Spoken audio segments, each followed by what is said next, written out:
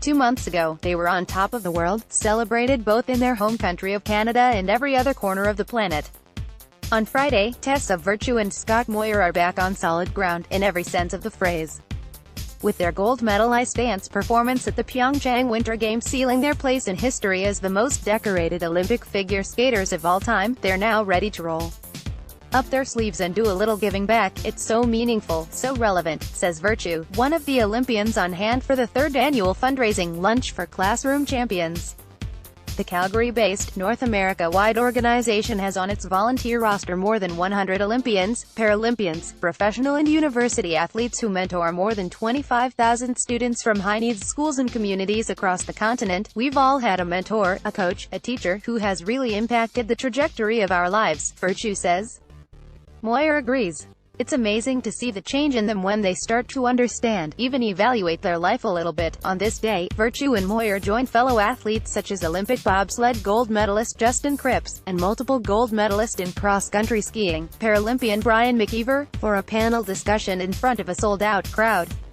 Before that, though, the two down-to-earth figure skating champions field several minutes of questions from the assembled media, covering a wide array of topics that range from the silly to the sublime.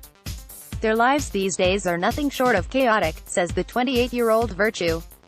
Their schedule includes everything from fulfilling requests from worthy organizations such as Classroom Champions to exploring new business opportunities and rehearsing for their cross-country Stars on Ice tour.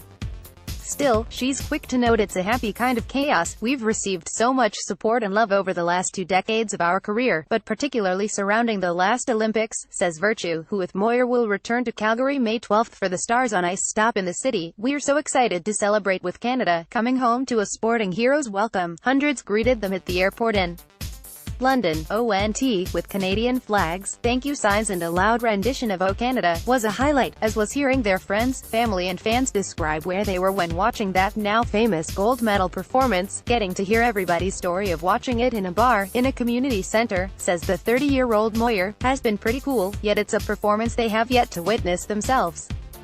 We always laugh when people talk about watching and re-watching our skates, says Moir.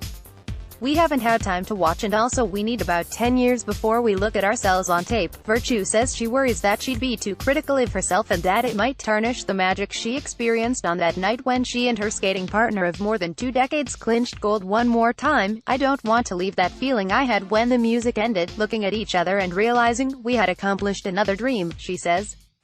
As long as we can hold on to that, I think I'll try and avoid watching the clips. Like millions of their fellow Canadians, Virtue and Moir have been heartsick about the other major sports-related news story of 2018, the tragic bus crash 2 weeks ago involving the Humboldt Broncos hockey team, which took 16 lives. We were in Japan when this nightmare came across our phone, says Moir. That is the makeup of our country. We are on buses a lot to go to sporting events. There are no words to even try and comprehend what those families have been through, says Virtue, who adds, she has been inspired by the way Canadians have come together with love and support. Our hearts are with that community. On this day, giving back to the country that embraced them in their successful quest to make Olympic history is just one of the many new goals they hope to set in the coming years. Scott Moir and Tessa Virtue and Scott Moir celebrate their ice dance victory on February 20, 2018 at the Pyeongchang Winter Olympics. Paul Chasson, the Canadian press, part of the next little while will be about realizing we won't be able to match that level of exhilaration and thrill, says Virtue, who with Moir, has yet to officially retire.